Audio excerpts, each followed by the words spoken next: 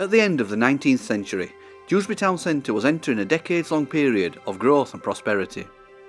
Following a fashion with its origins in Paris and London, the town authorities decided that Dewsbury needed its very own shopping arcade. Designed by Albert Holmes Kirk of Huddersfield, the arcade eventually opened in 1899, a time when horse-drawn carriages were still a common sight on the streets of Dewsbury. This is possibly one of the oldest existing photos of the arcade. It shows a young boy waiting dutifully with his basket. Perhaps his mum has popped into Oates's wool shop. The first two shops to take up position at the marketplace entrance to the arcade were Jubb's Tailors and Balancer's Florists. The new Balancer's store occupied much the same location as the owner's previous shop, which had been demolished to make way for the southern facade.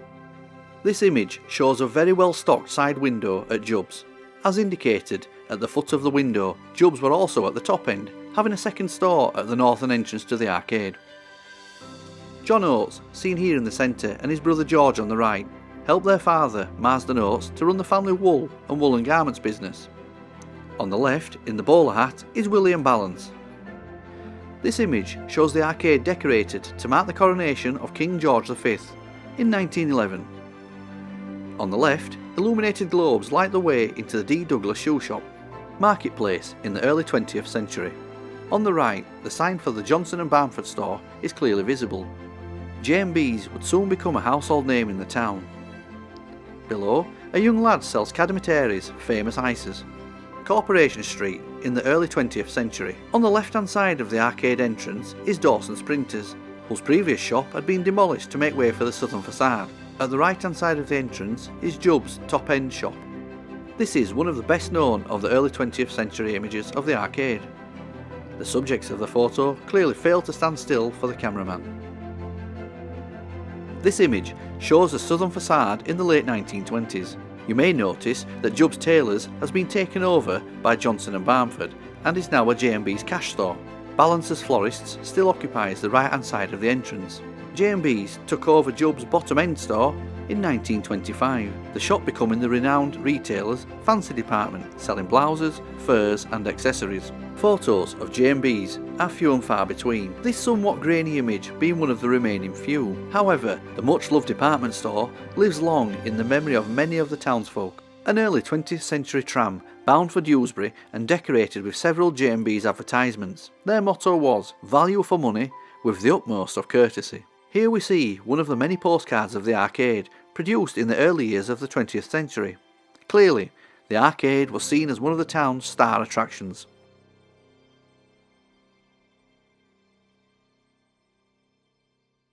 Here we see a photo of the arcade taken in 1911. The familiar dog and horn sign of the His Master's Voice Company can be seen hanging outside the door of numbers 12 to 14, confirming the music shop's tenure in the arcade has been of at least a century. The music shop had been in the arcade from the early days. Prior to becoming Artis, the shop had been managed by Fred Normington.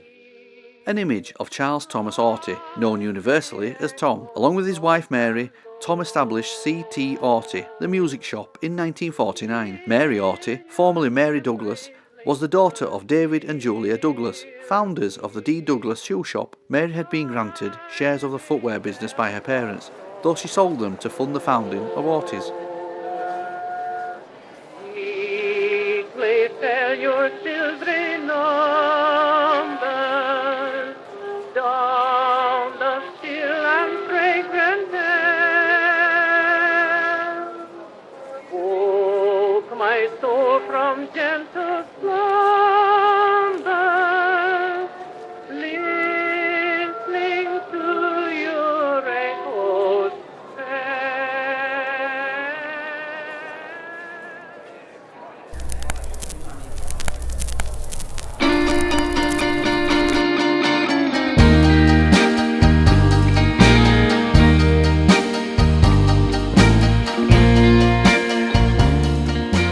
Good afternoon. Yes, good afternoon. So, what's your earliest memories of the arcade? Probably going back to the 50s. I was obviously a teenager, just coming into my teens. And we used to come down and look in the window of Artis. Wonder what it'd be like to play guitar. And I started playing guitar when I was in my early teens, and then joined a group, and of course we used to buy strings and plectrums and things like that from Artis music shop, which was the prime music shop in Dewsbury. I think there was You'd one. never dream, would you, that you owned it one day? That was when it was owned by the Artis music shop, by Artis, and Josephine Artis ran the shop with an elderly lady helping her.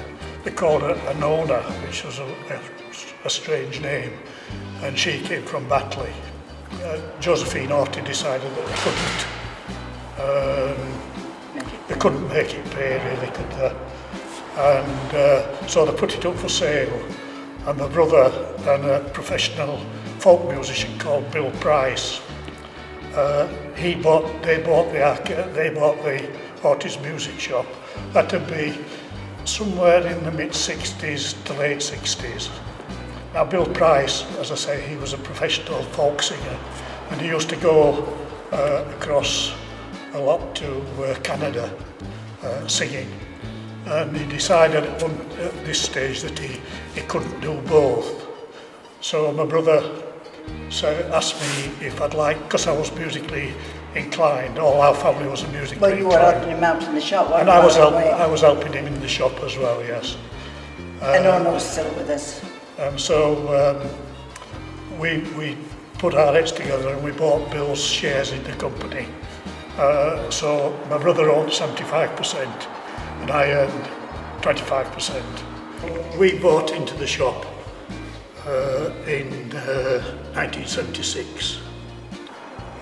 And in 1986 was it, my brother died, so that left me looking after the shop full time, which I had a full-time job as well. And this was in 1987, and we, as I said, we'd run it successfully in my family for about 20 years. Both our son and daughter worked on Saturdays. They got paid and a free record each. So that was good, they enjoyed it. So that was really my involvement with Artis Music Shop. We kept the name Artis because it was well known in the district. The doors of the music shop were open for well over a century. Though managed by a number of different owners, each offered a wide variety of musical instruments and a vast catalogue of recordings. The southern facade of the arcade watches over a bustling 1950s town centre. At the left-hand side of the entrance is Beaumont and Blackburn's Electricals, established during the post-war period by Mr Teddy Blackburn. A soot-blackened southern facade watches over Marketplace in the 1960s. Beaumont and Blackburn's boast new signage, though Anne's Pantry is as familiar as ever. Mr Blackburn, what's your connection with the arcade here in Dewsbury? Well, it all started in 1950 when my father decided he wanted a retail, well, he had a retail shop in Church Street, Dewsbury. All right. And it was a bit out of town because the bus station wasn't where it is now. And he got the opportunity of having this shop in the arcade, which had belonged to the YEB, the Yorkshire Electricity Board, before he moved in. And he was very excited when he got the opportunity to have this shop, which he took around about 1950, which at that time I was still at school. I left school in 1952. But even so, I used to come into the shop and help a little bit. And then when I started work, of course, I did a lot of work doing appliance repairs. We used to sell a lot of irons, kettles, electric heaters in those days. You don't see many nowadays, I don't suppose. They're too expensive to run, aren't they? Night storage heaters and all those sorts of things. And my job was to see to the aftercare, the repair of all these appliances, up in the second floor of the shop here in the arcade. So that started in, 1952, 53. And we kept the shop until 1969. It was called Beaumont and Blackburn. I mean, Bobbins and Blackman started in 1924, around about. Well, Blackman started in 1924. My father, he started a little electrical business, and eventually Mr. Bowman joined in. Perhaps 4 or 5 years later. I think it became a limited company in 1938, around about that time. And unfortunately, Mr. Bowman didn't live very long. He died. He was only 48 when he died. He died in 1948. Yes, that was it. So it became just Mr. Blackman, if you like, my father. We finished 1969. Right. Yeah. Which was the year that my father retired. He was 65 then. I became a member of the family, of the company, and I joined in 1952 and continued until 2001. As I say, doing quite successfully as a contracting business. I feel very sad that it has closed down, because it's a beautiful building and it needs to be used. An early 20th century record player with a plain speaking nameplate. Mr. and Mrs. Blackburn, on the left, raise a glass with staff at Marks & Spencer's to celebrate the 75th anniversary of the Dewsbury branch. At the age of 4, Teddy was its first ever customer. Established in 1899 by David and Julia Douglas, D. Douglas Shoes was one of the first shops to open in the arcade. The shop remained in the Douglas family for over 60 years. The window display at Ivor Burns Shoes. Ivor bought the business sometime around 1960, though he continued to trade as D. Douglas Limited, a name which would be associated with the arcade for over 111 years.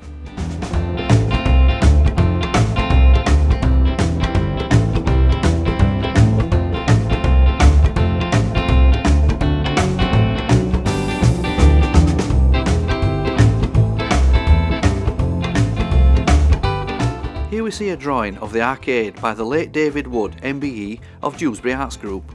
Ivor Burns Shoes can be seen on the right hand side. The D. Douglas Limited nameplate still adorns the door of the company's former shop in the arcade over 120 years after the business was first established there.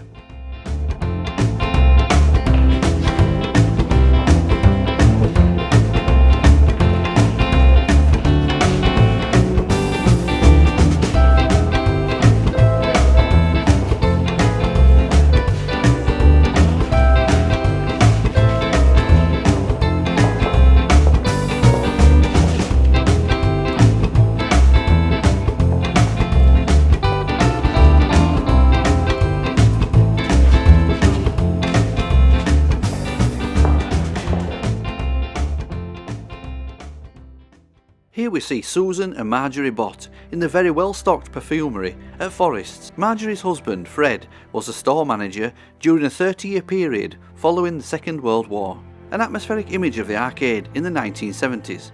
On the right-hand side is the Skoll Shop, or Dr. Skoll's Foot Comfort Service to give it its full name.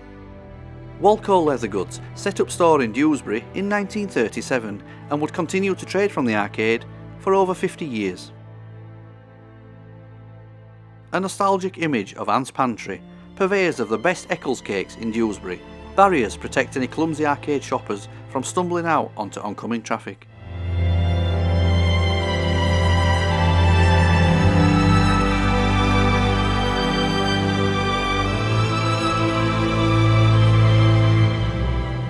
Here we see the arcade at some time around the turn of the 21st century. The range of shops has changed, though this era is also fondly remembered by many. A poignant image of the arcade taken in 2015. Benito's Cafe continues to trade, though all other businesses have either left or soon will do. The proprietor of the cafe describes himself as the last man standing, his being the last business to close its doors at the end of the arcade's 117 years as a functioning retail space.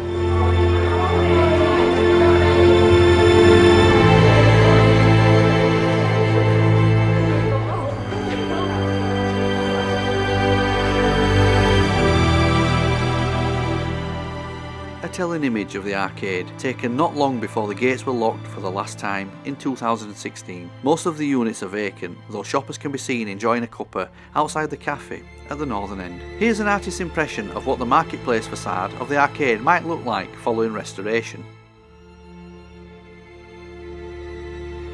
This is an artist's impression of the main internal corridor of the arcade following restoration. I'm sure you're keen to compare the artist's vision with the newly restored reality of Dewsbury's much loved Victorian shopping arcade.